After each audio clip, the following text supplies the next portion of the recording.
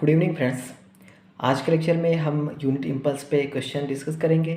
Previous lecture में हमने basic concept, properties और क्वेश्चन डिस्कस किए थे। कुछ और आज क्वेश्चन डिस्कस करेंगे, फिर स्केलिंग साथ में इसी लेक्चर में करेंगे। तो यहाँ पे एक क्वेश्चंस लिखते हैं। एक यहाँ पे इस तरीके से हमारे पास सिग्नल, जो हमारे पास इम्पल्स सिग्नल है वो दे रखा है। ये हमारा सिग्नल है xt, जिस पे यहाँ पे टाइम एक्सिस 2 पे इसका इम्पल्स की लेंथ दे रखी है 5। इम्पल्स की लेंथ है 5। -1 पे इम्पल्स की लेंथ है -3। -2 पे इम्पल्स की लेंथ है 2। ओके, तो इसमें हमें एरिया फाइंड करना है। इसमें तो ये हमारा क्या है, इम्पल्स सिग्नल है। इम्पल्स पता भी चल रहा है क्योंकि किसी एक पर्टिकुलर पॉइंट पे ही वो मिल रहा है सिग्नल, उसके अलावा अदर जगह ज़ीरो है। किसी एक पर्टिकुलर पॉइंट पे मिल रहा है, अदर जगह ज़ीरो है, अदर पॉइंट पे ज़ीरो है, सिर्फ एक पर्टिकुलर पॉइंट पे मिल रहा है। अब एरिया फाइंड करना है, तो अगर एरिया हमें फाइंड करना है तो इसके लिए क्या करेंगे, जो भी हमारे पास इम्पल्स, जहाँ जिस जिस पॉइंट पे इम्पल्स दिया होगा उसकी जो लेंथ होगी उसको ऐड कर देंगे। तो लेंथ यहाँ पे कितनी कितनी है, यहाँ पे 5 है, यहाँ -3 है, यहाँ 2 है। तो लेंथ को ऐड कर देंगे, 5 -3 और +2। ओके, तो यहाँ पे कितना आएगा, 5 2 7 -3 4। तो एरिया ऑफ एक्स टी कितना आया, 4 आया। तो कभी भी एरिया अगर इस टाइप का इम्पल्स सिग्नल देगा, उससे एरिया फाइंड करने को बोलेगा, तो जो भी हमारे पास लेंथ है इम्पल्स की उसका हम क्या कर देंगे, अलजेब्रिक सम कर देंगे। जो भी वैल्यूज़ है उसको ऐड कर देंगे तो वो हमारा एरिया आ जाएगा। ठीक है, तो अब डिस्कस करेंगे हम इम्पल्स सिग्नल के लिए स्केलिंग। तो यहाँ पे लिख लेंगे स्केलिंग हमने डिस्कस किया भी है पहले भी। तो स्केलिंग एक्चुअली हर जगह होगी। स्केलिंग की ज़रूरत भी क्यों थी, नीड क्या थी स्केलिंग की, वो भी मैंने डिस्कस किया है। तो हर सिग्नल, चाहे इम्पल्स हो, रैंप हो और पैराबोलिक हो, कोई भी सिग्नल हो, हमें हर जगह ज़रूरत पड़ेगी स्केलिंग की। तो जैसे कि अगर इम्पल्स सिग्नल है, ये हमारे पास डेल्टा, उसके बाद अगर ए से स्केलिंग की हो और टाइम शिफ्ट किया गया हो t1 से, ठीक है, तो उसको अगर वापस से लिखना है उस सिग्नल को, तो स्केलिंग वाले जो पार्ट है उसको डिवाइड कर देंगे। जो स्केलिंग वाला पार्ट है, मैंने बताया था इसके पहले भी हर जगह यही होता था, स्केलिंग जो भी होता था उसको मॉडुलस में नीचे डिवाइड कर देते थे। उसके बाद डेल्टा t माइनस t1 इस तरीके से रिप्रेजेंट कर देंगे। शिफ्टिंग से कोई फ़र्क नहीं, शिफ्टिंग को डायरेक्ट लिख देंगे, सिर्फ जो स्केलिंग वाला पार्ट रहेगा उसको मॉडुलस करके नीचे डिवाइड कर देंगे। क्वेश्चन कर लेते हैं, क्वेश्चन के थ्रू क्लियरिटी ज़्यादा होगी।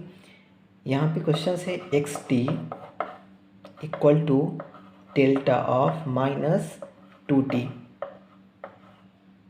ओके, तो इसके लिए ये xt है, तो ये हमें इसकी वैल्यू फाइंड करनी है। तो इसके क्या हो जाएगा, 1 मॉडुलस ऑफ इसकी स्केलिंग वाला जो पार्ट है, तो इसका मॉडुलस लेंगे तो कितना आएगा, 2 आएगा। उसके बाद फिर डेल्टा t लिख देंगे, ठीक है, क्योंकि स्केलिंग वाला पार्ट यहाँ लिखते हैं, उसके बाद यहाँ पे कोई स्केलिंग नहीं लिखेंगे क्योंकि स्केलिंग ही हमें यहाँ से हटाना है। तो 1 हो जाएगा और डेल्टा t हो जाएगा। एक और क्वेश्चन देखते हैं। ये हमारा क्वेश्चन है xt equal to delta -3t +2। ठीक है, तो ये -3t है और +2 है। तो अब इसमें क्या करेंगे, अब इसको स्केलिंग, पहले इसकी स्केलिंग क्या है, पहले यहाँ स्केलिंग है और यहाँ टाइम शिफ्ट है, बट क्या करेंगे, स्केलिंग वाले पार्ट को हम एकदम अलग करेंगे, सेपरेट यहाँ से। तो इसको इस तरीके से लिखेंगे, पहले -3 बाहर करेंगे, t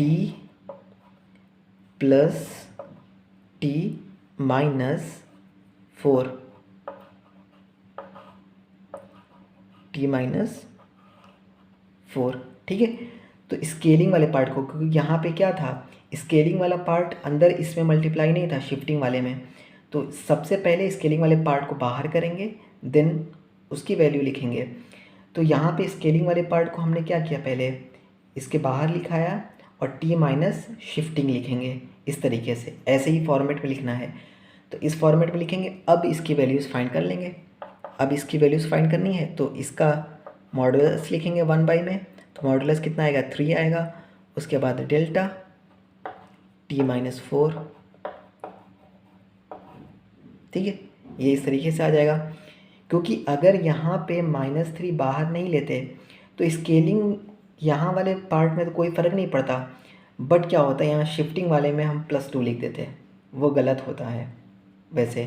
तो सबसे पहले यहाँ करेंगे जो इसकी स्केलिंग है, इससे यहाँ इसको बाहर निकालेंगे अगर टाइम शिफ्टिंग साथ में है तो, जैसे इस फॉर्मेट बनाएंगे।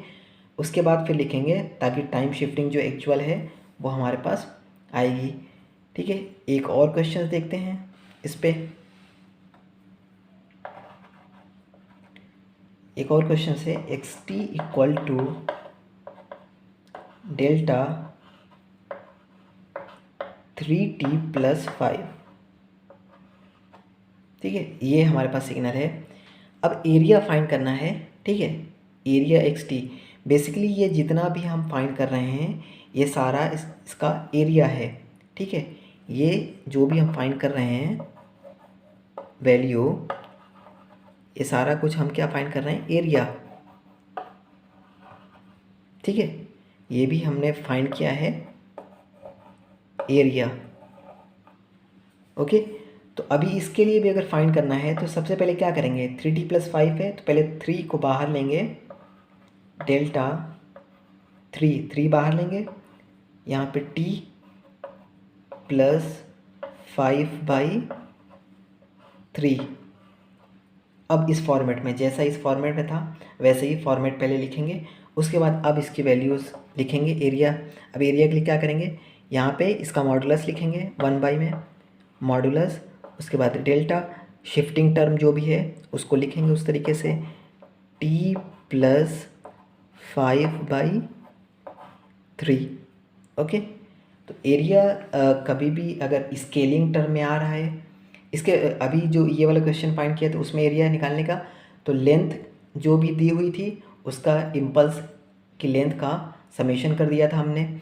स्केलिंग जब भी आएगा तो उसमें क्या करेंगे, स्केलिंग वाले पार्ट को डिवाइड करेंगे, ठीक है। और अगर यहाँ पे इस तरीके से शिफ्टिंग वाला रहेगा तो पहले इसको बाहर लेंगे, उसके बाद तब जाके हम इसको डिवाइड करेंगे, और जो भी इस टाइप की वैल्यू आएगी उसको हम टाइम शिफ्टिंग में फाइनली लिखेंगे, ठीक है। तो अगर उसके बाद जैसे कि यहाँ पे एरिया अगर इसकी बात करेगा इस क्वेश्चंस में, तो एरिया इसका क्या होगा, 1/3,